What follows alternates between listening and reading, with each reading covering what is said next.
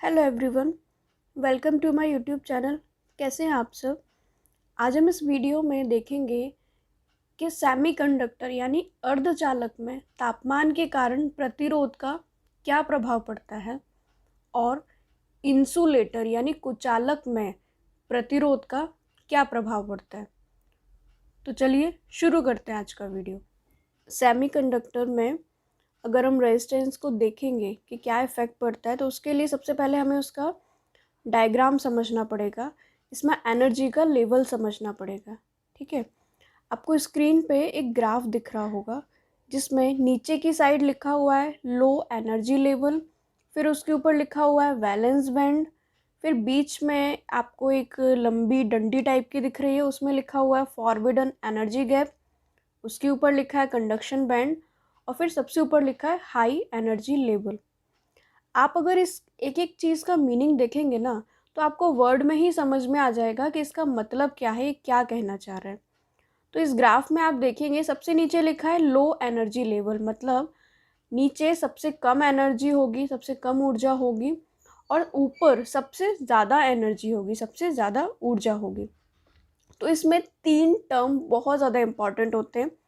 पहला होता है वैलेंस बैंड, दूसरा होता है कंडक्शन बैंड और तीसरा होता है फॉरबिडन एनर्जी गैप। अब पहले ये देखते हैं कि वैलेंस बैंड क्या होता है। वैलेंस बैंड अगर आप नाम से इसको देखेंगे ना, वैलेंस मतलब वेकेंट, मतलब खाली, मतलब यहाँ पे जो इलेक्ट्रॉन्स होते हैं ना वो उत्तेजित होके अपनी जगह छोड़ के आगे चले जाते हैं। कंडक्शन, कंडक्शन यानी जहाँ पे काम हो रहा है, जहाँ पे इलेक्ट्रॉन जाके शिफ्ट हो रहे हैं, तो उसको बोलेंगे कंडक्शन। और आपको इन दोनों के बीच में जो लिखा है ना फॉरबिडन एनर्जी गैप, इसका गैप का मतलब क्या होता है, अंतर, यानी वैलेंस बैंड और कंडक्शन बैंड के बीच का जो अंतर होता है उसको बोलेंगे फॉरबिडन एनर्जी गैप। एनर्जी मतलब ऊर्जा का जो गैप होता है। ठीक है, तो आपको नाम से ही इसका डेफिनेशन क्लियर हो गया होगा कि किसको क्या बोलते हैं।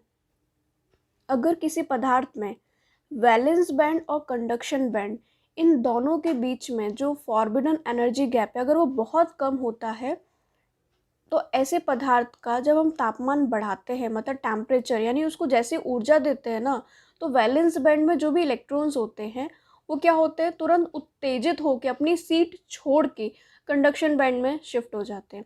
मतलब तुरंत ही, अगर एनर्जी का लेवल कम होगा, मतलब जैसे मान लीजिए आपको कहीं जाना है, एक जगह से दूसरी जगह जाना है, अगर दूरी कम होगी तो आप तुरंत पहुंच जाएंगे, अगर दूरी बहुत ज़्यादा होगी तो थोड़ा टाइम लगेगा वहां पहुंचने के लिए। सिमिलरली इस केस में होता है, अगर हम जैसे टेम्परेचर देंगे, गैप बहुत कम है, तो क्या होगा, नीचे वाली सीट से उठ के इलेक्ट्रॉन ऊपर वाली सीट पे जाके शिफ्ट हो जाएंगे। जब इलेक्ट्रॉन्स नीचे से ऊपर शिफ्ट हो जाएंगे तो क्या होगा, करंट भी बहुत तेज़ी से फ्लो होगा। सेमीकंडक्टर या फिर अर्धचालक में अगर फॉरबिडन एनर्जी गैप कम होता है, तो इसका मतलब ये होता है कि उसमें फ्री इलेक्ट्रॉन्स नहीं होते, मतलब इलेक्ट्रॉन फ्रीली नहीं घूम पाते हैं, मतलब उसमें करंट ही फ्लो नहीं हो पाता है। ठीक है, और जब करंट फ्लो कम होगा तो एनर्जी का क्या होगा, गैप भी बहुत कम होगा।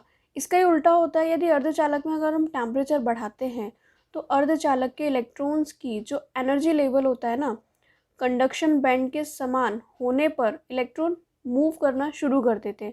जैसे कि हम जानते हैं कि इलेक्ट्रॉन मूव करने से करंट फ्लो होता है, तो इस स्थिति में, यानी इस सिचुएशन में, अर्धचालक लो प्रतिरोध की तरह कार्य करता है। मतलब जितना ज़्यादा करंट होगा ना उतना ही कम रेसिस्टेंस होगा। मतलब एक जो फॉर्मूला होता है ना, V=IR, उसी फॉर्मूले से आप ये रेजिस्टेंस की वैल्यू निकाल सकते हैं।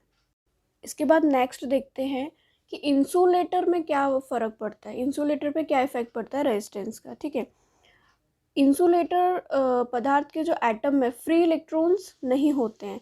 फ्री इलेक्ट्रॉन्स क्यों नहीं होते हैं उसमें, इसलिए नहीं होते हैं उसमें फ्री इलेक्ट्रॉन्स, क्योंकि अगर फ्री इलेक्ट्रॉन्स नहीं होंगे, इसका मतलब ये करंट फ्लो नहीं होगी, तो इंसुलेटर यानी कुचालक में क्या होता है, करंट ही फ्लो नहीं होती। जब करंट फ्लो नहीं होती है तो फिर फ्री इलेक्ट्रॉन्स भी नहीं होंगे। ठीक है, तो इसका मतलब आप एज्यूम कर सकते हैं कि इनके बीच में, यानी वैलेंस बैंड और कंडक्शन बैंड के बीच में बहुत ज़्यादा डिफरेंस होता है।